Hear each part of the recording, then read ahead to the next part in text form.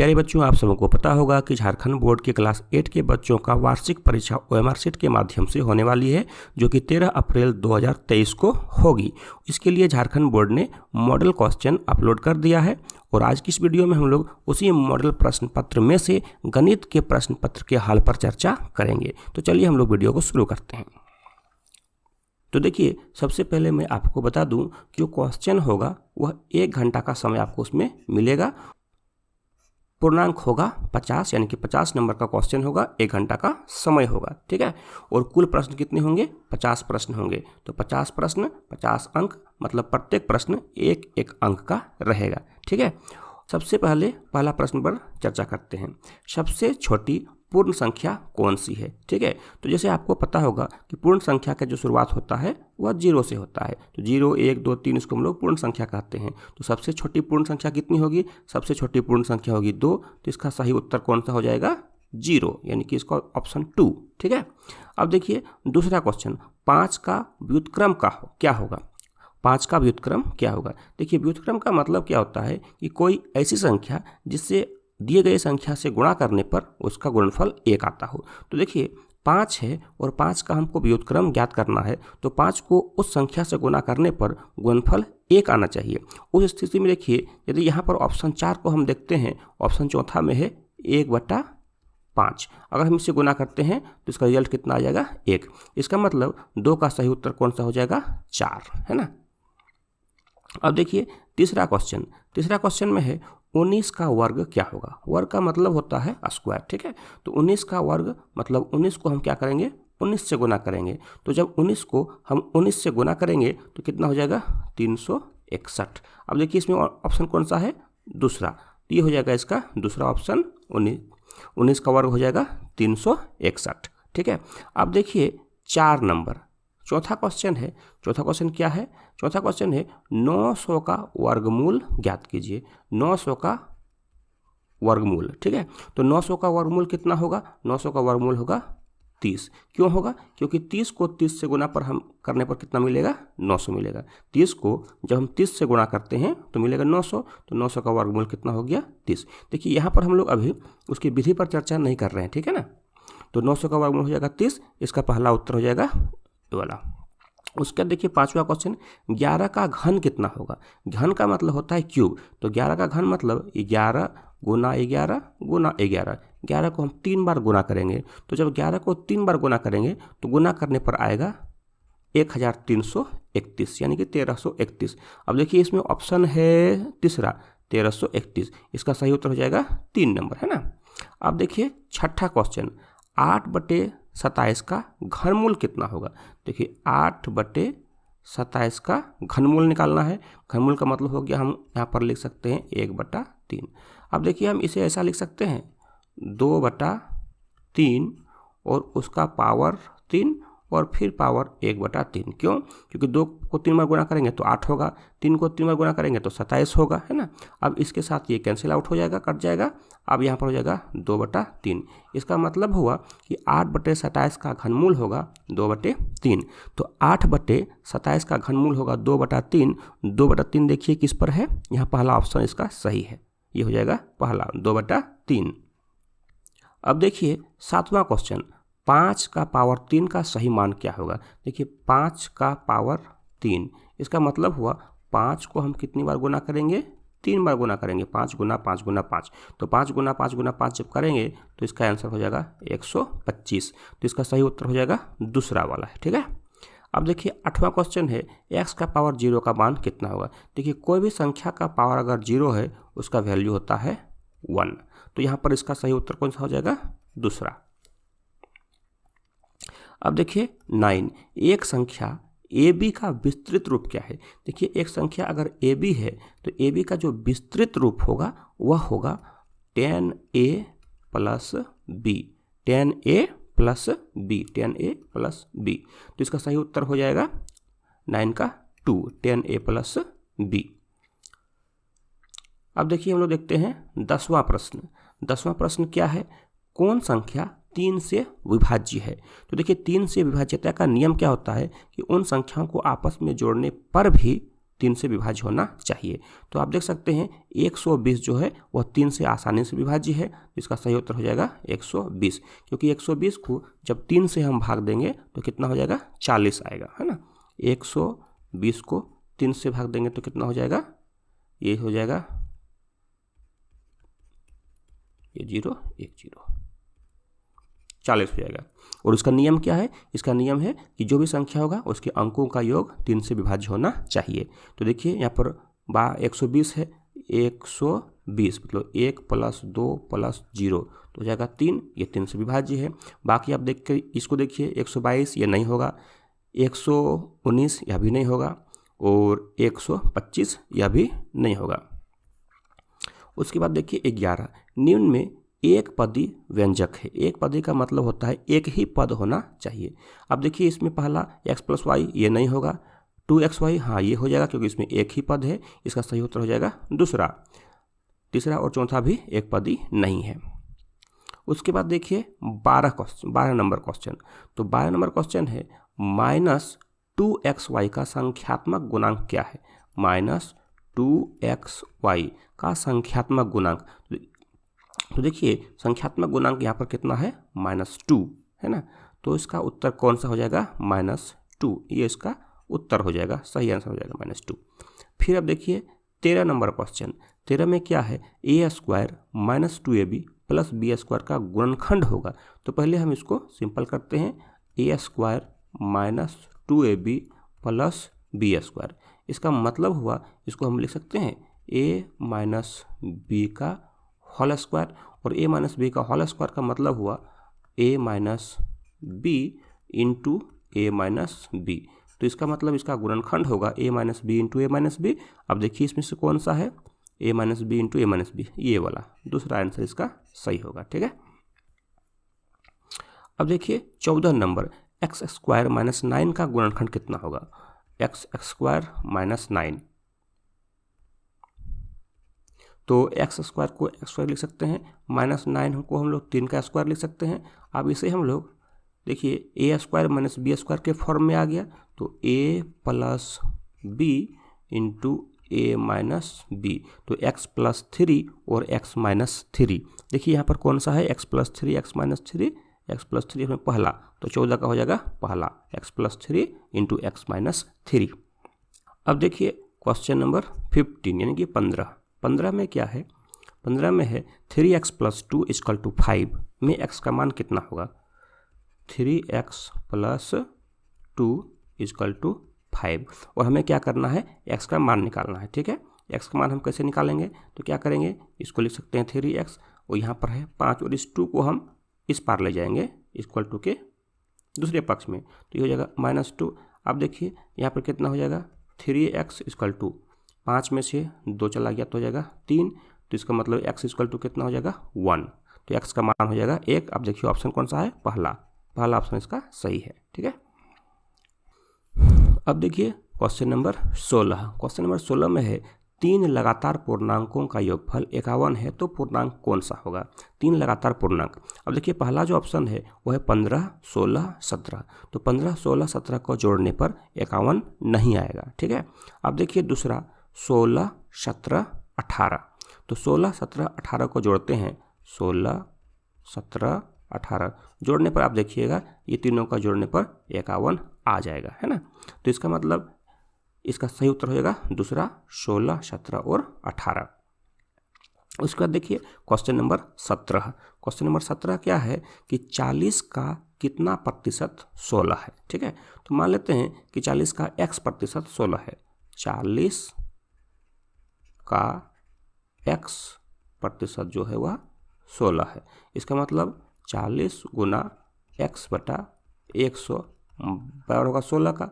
अब देखिए x कितना हो जाएगा, तो 16 गुना 100, और यहाँ हो जाएगा नीचे 40।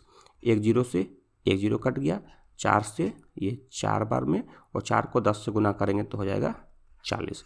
इसका मतलब हुआ कि 40 का 40% जो होगा वह 16 के बराबर होगा। तो सही उत्तर हो जाएगा इसका तीसरा 40%, है ना। तो 17 का सही उत्तर हो जाएगा तीसरा, और वो कितना है 40%। अब देखिए 18 नंबर क्वेश्चन, 50 आमों के समूह में 60% आम बिल्कुल पके हैं, तो पके हुए आमों की संख्या कितनी है? मतलब 50 का 60%, 50 का 60% का मतलब हो गया 60/100। अब एक जीरो से एक जीरो कट गया, दूसरा जीरो से दूसरा, और 5 को 6 से गुना करेंगे तो कितना हो जाएगा? 30 हो जाएगा।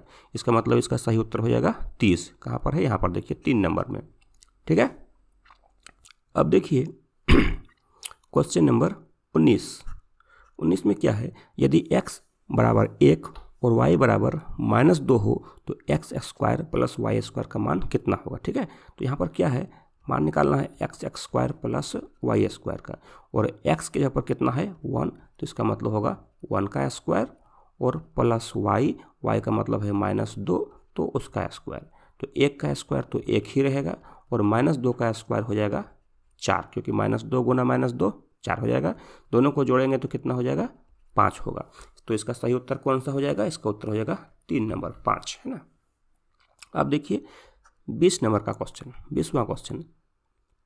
अब देखिए 20वां क्वेश्चन, 7 के घन का इकाई अंक क्या होगा? घन का मतलब क्यूब, मतलब 7 गुना 7 गुना 7 हमको करना है। ठीक है, अब देखिए जब हम 7 को 3 बार गुणा करेंगे, 7 गुना 7 गुना 7, तो गुणा करने पर जो इकाई अंक होगा वो कितना होगा? तो देखिए गुणा करके 7 को 7 से गुणा करेंगे तो कितना हो जाएगा? 49, और फिर 7 हो जाएगा, यानी कि 49 को फिर 7 से गुणा करेंगे। तो अब क्या करेंगे? 49 को फिर 7 से गुणा करेंगे तो 7 9 63 का 3 6 हो जाएगा, और 7 को 4 से गुणा करने पर 28, 28 और 6 34। तो इसका मतलब लास्ट का जो इकाई अंक है वो कितना है? 3 है।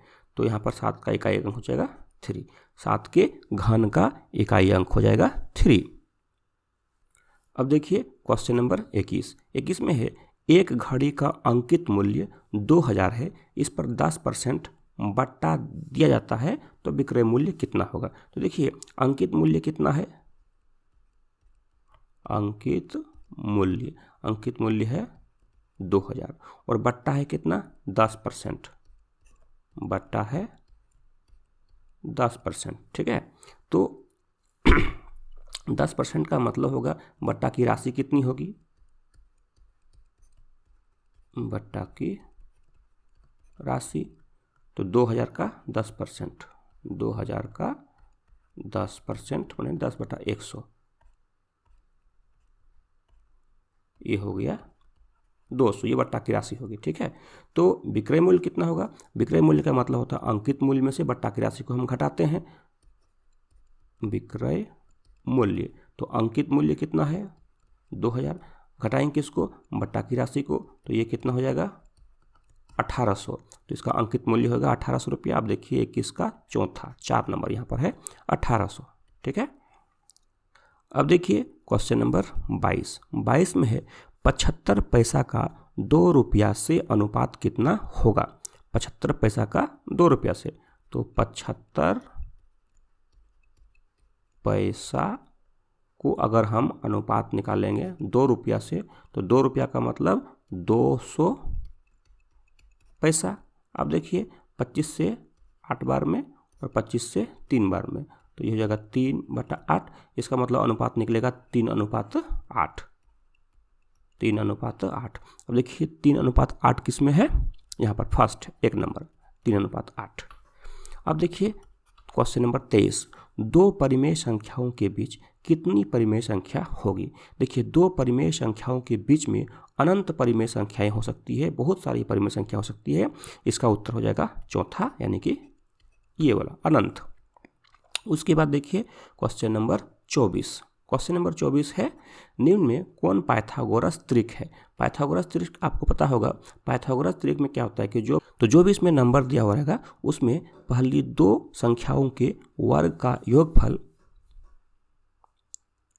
अंतिम संख्या के वर्ग के योगफल के बराबर होना चाहिए। मतलब लंब का स्क्वायर जोड़ आधार का स्क्वायर बराबर कर्ण का स्क्वायर। अब देखिए इसमें से इसका उत्तर हो जाएगा 3 नंबर तीसरा, क्योंकि देखिए इसमें है 6, 8 और 10, तो 6 का स्क्वायर 36, 8 का स्क्वायर 64 और 10 का स्क्वायर 100। अगर हम इसको जोड़ते हैं तो इसके बराबर हो जाएगा, मतलब 6 का स्क्वायर जोड़ 8 का स्क्वायर बराबर 10 का स्क्वायर। तो इसका मतलब ये पाइथागोरस त्रिक है। बाकी और किसी में अगर हम देखते हैं तो वैसा नहीं होता है। तो इसका उत्तर हो जाएगा 24 का 3। अब देखिए क्वेश्चन नंबर 25। क्वेश्चन नंबर 25 क्या है कि एक प्रेशर कुकर का अंकित मूल्य 450 रुपये है और यह 360 रुपया में उपलब्ध है, तो बट्टे की राशि क्या होगी। बट्टे की राशि का मतलब होता है अंकित मूल्य में से जो विक्रय मूल्य है उसको घटा देंगे। तो यहाँ पर जो विक्रय मूल्य है वो 360 है, अंकित मूल्य 450 है, तो 450 में से 360 को हम घटाएंगे तो कितना हो जाएगा, 0 में से 0 गया तो 0, 15 में 6 गया 9, ये खत्म, ये हो गया 90 रुपया। तो 90 किस में है, 25 का देखिए तीसरा, इसका सही उत्तर हो जाएगा तीसरा। उसके बाद देखिए 26 नंबर क्वेश्चन। 26 में क्या है, यदि 16 पेंसिल का मूल्य 64 रुपया है तो 144 में कितने पेंसिल खरीदे जाएंगे। थोड़ा सा इसको मैं साफ कर लेता हूँ, ठीक है। तो यदि 16 पेंसिल का मूल्य 64 रुपया है, देखिए 16 पेंसिल का मूल्य अगर 64 रुपया है तो एक पेंसिल का मूल्य कितना होगा, 4 रुपया हो जाएगा। एक पेंसिल का मूल्य हो जाएगा 4 रुपया। तो 144 रुपये में कितने पेंसिल खरीदे जाएंगे, तो 144 को हम 4 से डिवाइड करेंगे, भाग देंगे, ठीक है। तो 4 से 4 दिए 12, 2 और 4 छक 24 यानी कि 36। तो इसका उत्तर हो जाएगा 26 का तीसरा 36 पेंसिल। तो यदि 16 पेंसिल का मूल्य 64 रुपया है, इसका मतलब एक पेंसिल का मूल्य हो गया 4 रुपया, और एक पेंसिल का मूल्य अगर 4 रुपया हो गया तो 36 पेंसिल खरीदने के लिए हमें कितना लगाना होगा, 144 रुपया। अब देखिए क्वेश्चन नंबर 27। क्वेश्चन नंबर 27 बहुत इंपॉर्टेंट है। 45 व्यक्ति किसी काम को 13 दिन में करते हैं, उसी काम को 39 व्यक्ति कितने दिन में समाप्त करेंगे। देखिए ये जो बात है थोड़ा सा इसको समझते हैं।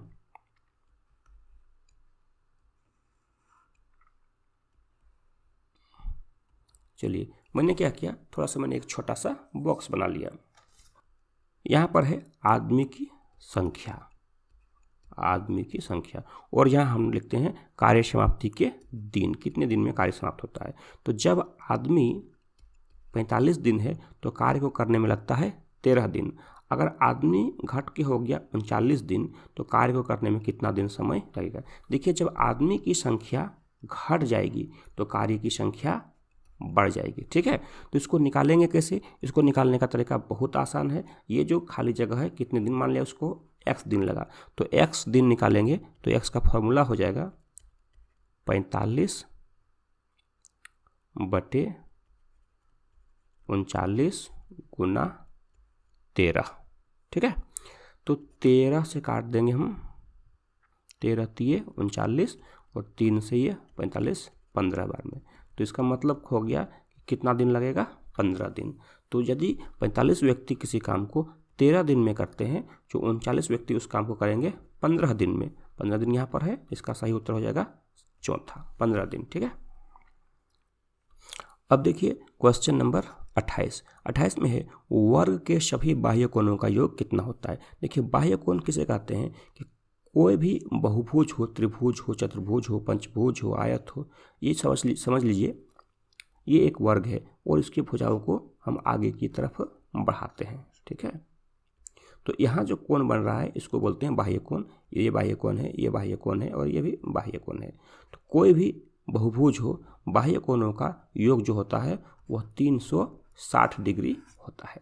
तो इसका उत्तर होगा 360 डिग्री, है ना। तो देखिए 28 का उत्तर हो जाएगा पहला, 360 डिग्री, 28 का पहला।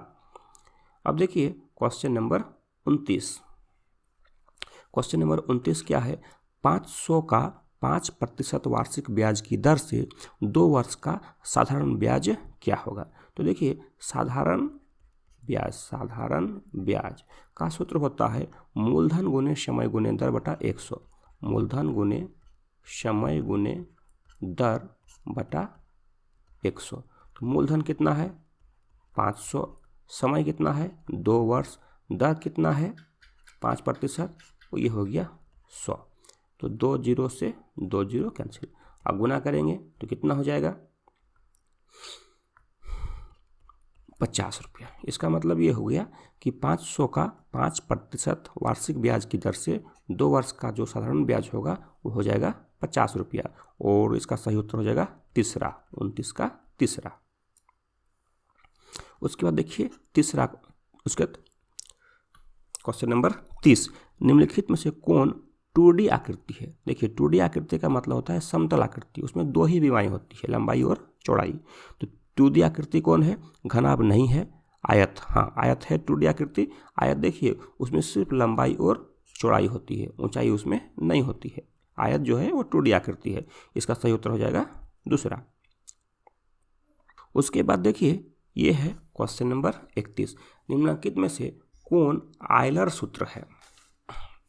तो देखिए आयलर सूत्र जो है वह 3 डायमेंशनल शेप के ऑब्जेक्ट के लिए लागू होता है, और उसका सूत्र होता है F+V = E+2, जहाँ F क्या होता है, F होता है फेसेस, V होता है वर्टिसेस, इसका मतलब होता है शीर्ष, और E का मतलब होता है एजेज, किनारे। ठीक है, तो अब देखिए ये कहाँ पर मैच कर रहा है, कितने नंबर से, तो ये हो रहा है मैच आपका F+V = E+2 पहला, तो 31 का हो जाएगा सही उत्तर फर्स्ट, 1 नंबर है ना। उसके बाद देखिए 32 नंबर क्वेश्चन, एक समचतुर्भुज का क्षेत्रफल ज्ञात कीजिए जिसके विकर्णों की लंबाई क्रमशः 24 सेंटीमीटर और 10 सेंटीमीटर है। ठीक है ना, तो देखिए समचतुर्भुज का जो क्षेत्रफल होता है उसका सूत्र होता है 1/2 गुना विकर्णों का गुणनफल। तो विकर्ण है 24 सेंटीमीटर और 10 सेंटीमीटर, तो 2 से करते हैं तो 12 दूना 120, तो 120 सेंटीमीटर स्क्वायर है ना। तो 120 सेंटीमीटर स्क्वायर किसका हो जाएगा, ये 4 नंबर, क्योंकि समचतुर्भुज का क्षेत्रफल होता है 1/2 गुना विकर्णों का गुणनफल। अब देखिए क्वेश्चन नंबर 33, यदि किसी समलंब चतुर्भुज की समांतर भुजाएं क्रमशः 6 सेंटीमीटर, 8 सेंटीमीटर और ऊंचाई 5 सेंटीमीटर हो तो समलंब चतुर्भुज का क्षेत्रफल क्या होगा। देखिए समलंब का जो क्षेत्रफल होता है उसका सूत्र होता है 1/2 गुने समांतर भुजाओं का योग, समांतर भुजाओं का योग, समांतर भुजाओं का योग और गुना ऊंचाई यानी कि हाइट। तो 1/2 समांतर भुजाओं का योग, तो समांतर भुजा एक 6 सेंटीमीटर, एक 8 सेंटीमीटर, तो दोनों का योगफल कितना हो जाएगा 14 सेंटीमीटर, और ऊंचाई कितना है 5 सेंटीमीटर है ना। 2 से 7 बार में 7 से 5 यानी कि 35, तो इसका उत्तर जाएगा 35 सेंटीमीटर स्क्वायर। अब देखिए इसका कहाँ पर सही उत्तर है, यहाँ पर 1 नंबर 35 सेंटीमीटर स्क्वायर। उसके बाद देखिए क्वेश्चन नंबर 34 यानी कि 34, घन का कुल पृष्ठीय क्षेत्रफल क्या होता है। घन का कुल पृष्ठीय क्षेत्रफल होता है 6L², जहाँ L क्या है, भुजा की लंबाई, तो इसका सही उत्तर हो जाएगा दूसरा नंबर 6L² है ना। चलिए अब देखिए क्वेश्चन नंबर 35, एक बेलन की त्रिज्या 14 सेंटीमीटर और ऊंचाई 10 सेंटीमीटर है, तो बेलन का वक्र पृष्ठीय क्षेत्रफल कितना होगा। बेलन का वक्र पृष्ठीय क्षेत्रफल होता है 2πRh, तो 2 की जगह पर 2, पाई की जगह पर 22/7, R का मतलब त्रिज्या ये है 14 सेंटीमीटर और H मतलब ऊंचाई ये है 10 सेंटीमीटर है ना। तो 7 से इसको काट देंगे, 7 दूना 14, तो ये हो जाएगा आपका 880 सेंटीमीटर स्क्वायर। देखिए सही उत्तर कहाँ पर है, तीसरा 880 सेंटीमीटर स्क्वायर। उसके बाद देखिए क्वेश्चन नंबर 36, यदि घन की एक भुजा 8 सेंटीमीटर है तो घन का आयतन होता है भुजा गुने भुजा गुने भुजा है ना। तो 8 सेंटीमीटर गुना 8 सेंटीमीटर गुना 8 सेंटीमीटर, जब 8 गुना 8 हम लोग 3 बार करेंगे तो इसका उत्तर हो जाएगा आपका 512, और देखिए यहाँ पर उत्तर कौन सा हो जाएगा, दूसरा 512 सेंटीमीटर क्यूब।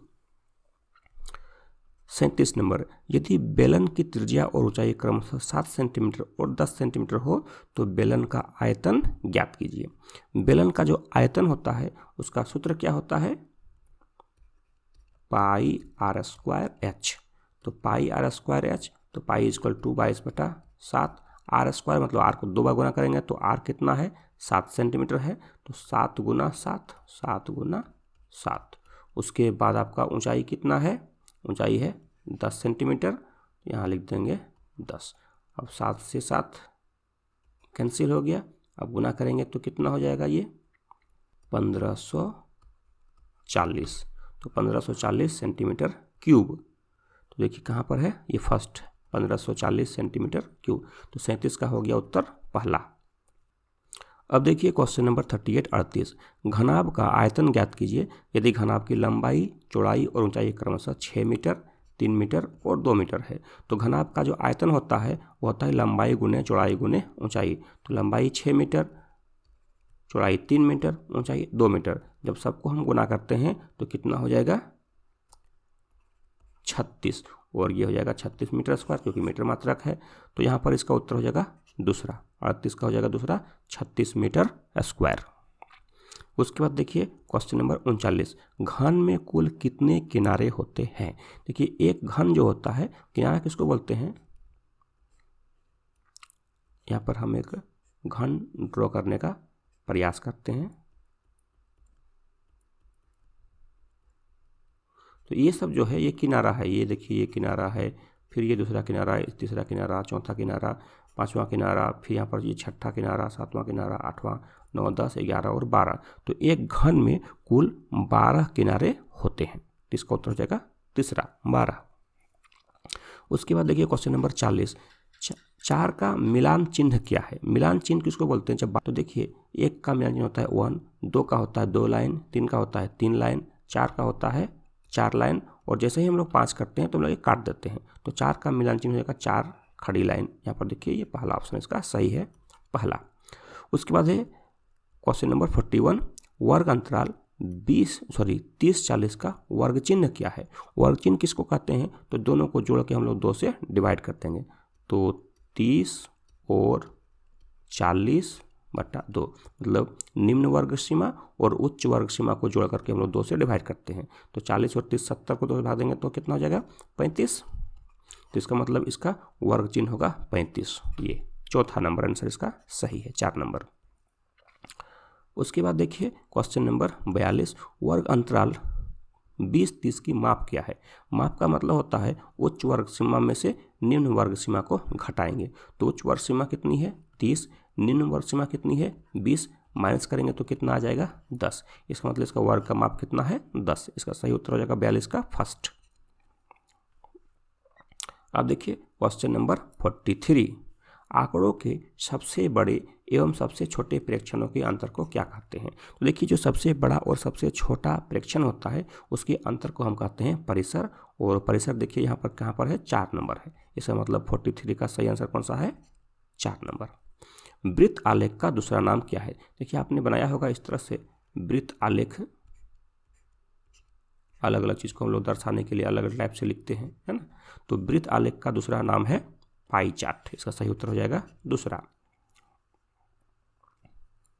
उसके बाद देखिए क्वेश्चन नंबर 45 2 सिक्कों को एक साथ उछालने से हमें कुल कितना परिणाम प्राप्त होगा? तो देखिए अगर हम हेड को एच से दिखाते हैं और टेल को टी से दिखाते हैं और 2 सिक्का को हम उछालते हैं तो क्या क्या परिणाम हमें मिल सकते हैं?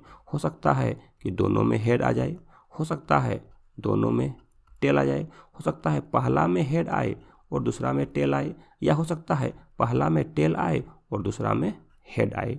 तो इस तरह से हम देखते हैं कि 2 सिक्कों को अगर हम एक साथ उछालते हैं तो कुल परिणाम कितने हो सकते हैं? 4। तो इसका सही उत्तर हो जाएगा फर्स्ट, है ना, 45 का फर्स्ट। उसके बाद देखिए क्वेश्चन नंबर 46 जब एक पासे को फेंका जाता है तो उसके सतह पर एक सम संख्या आने की प्रायिकता कितनी है? देखिए जब हम एक पासे को फेंकते हैं तो कोई भी संख्या आने की जो प्रायिकता होती है वह होती है 1। जैसे देखिए एक पासे को फेंकने पर क्या क्या आ सकता है? 1 आ सकता है, 2 आ सकता है, 3 आ सकता है, 4 आ सकता है, 5 आ सकता है, 6 आ सकता है, यही ना। इसका मतलब कुल जो संभावना है वह कितनी है, 6 है। कुल संभावना 6 है, 6 में से ही कुछ ना कुछ आना है। अब अगर हम सम की बात करते हैं तो 2 सम है, 4 सम है और 6 सम है। तो इसका मतलब ये हुआ कि सम आने की संभावना कितनी है, 3 है। तो जब हम इसे डिवाइड करेंगे तो हो जाएगा हमारा 1/2। इसका मतलब ये हुआ कि एक पासे को जब फेंकते हैं तो उसकी सतह पर एक सम संख्या आने की प्रायिकता है 1/2। 1/2 किस में है, देखिए आप देख सकते हैं। इसका सही आंसर हो जाएगा ऑप्शन नंबर 3। अब देखिए क्वेश्चन नंबर 47। एक थैले में 4 नीली, 2 हरी और 5 काली गेंद है। थैले के अंदर बिना देखे एक गेंद निकाली जाती है। इसकी क्या प्रायिकता है कि निकाली गई गेंद पीली होगी। ध्यान दीजिए एक चीज़ कि जो थैला है उसमें नीली गेंद है, उसमें हरी गेंद है और उसमें काली गेंद है। क्या उसमें पीली गेंद है? तो उस थैला में तो पीली गेंद है ही नहीं। तो जब है ही नहीं तो उसकी प्रायिकता कितनी होगी, 0। तो इसका सही उत्तर हो जाएगा फर्स्ट, 47 का पहला। उसके बाद देखिए क्वेश्चन नंबर 48 मूल बिंदु का निर्देशांक क्या होगा। तो जैसा कि आपको पता होगा कि जब हम लोग निर्देशांक ज्यामिति की बात करते हैं तो यहाँ x होता है, यहाँ x डैश, u पर y और यहाँ y डैश। इस x को यहाँ पर इस जो होती है ये पॉजिटिव होती है, इधर x का नेगेटिव है, इधर y का पॉजिटिव है और इधर y का नेगेटिव है। और मूल बिंदु यहाँ पर होता है जिसको हम लोग 0 0 से दिखाते हैं। तो मूल बिंदु जो है, मूल बिंदु का जो निर्देशांक है वह कितना है, 0 0 है, 0 0 है। तो 48 का हो जाएगा पहला आंसर सही। उसके बाद देखिए बिंदु -3 -4 किस चतुर्थांश में होगा। तो चतुर्थांश मतलब ये देखिए, ये पहला चतुर्थांश है, ये दूसरा है, ये तीसरा है और ये चौथा है। तो जो पहला चतुर्थांश होता है उसमें प्लस प्लस होता है। तो जो दूसरा चतुर्थांश होता है उसमें होता है माइनस और प्लस, और तीसरा चतुर्थांश में माइनस और माइनस, और जो चौथा चतुर्थांश है उसमें होता है प्लस और माइनस। देखिए इसमें -3 और -4 दोनों जो है राशि वो माइनस में है, ऋणात्मक है। तो यह हो जाएगा तीसरा क्वाड्रेंट में, यानी कि तीसरा चतुर्थांश में, तृतीय चतुर्थांश में। ठीक है, तो इसका सही उत्तर हो जाएगा तीसरा। 49 का सही उत्तर है तीसरा, तृतीय। उसके बाद देखिए क्वेश्चन नंबर 50 जो कि अंतिम प्रश्न है। बिंदु A 2 - 5 में कोटि का मान क्या है। देखिए जब हम निर्देशांक ज्यामिति की बात करते हैं, जैसे हमने कहीं पर लिखा AXY, तो ये जो x है इसको हम लोग कहते हैं भुज और y को हम लोग कहते हैं कोटि। मतलब ये x निर्देशांक है और ये y निर्देशांक है। तो यहाँ जो एक बिंदु है A 2 - 5, तो यहाँ पर पूछा है कोटि का मान क्या है। तो कोटि का मान कितना है, -5 है। तो -5 देखिए इसका उत्तर 2 का उत्तर 50 का दूसरा आंसर सही है, ऑप्शन 2 -5। ठीक है, तो इस तरह से हम लोगों ने इस मॉडल क्वेश्चन के 50 में से सभी प्रश्नों को हल किया है। उम्मीद करता हूँ ये वीडियो आपको अच्छी लगी होगी। अगर आपके मन में अभी भी कोई प्रश्न है तो आप मुझे कमेंट कर सकते हैं। फिर मिलते हैं अगले सब्जेक्ट के साथ, तब तक के लिए जय हिंद।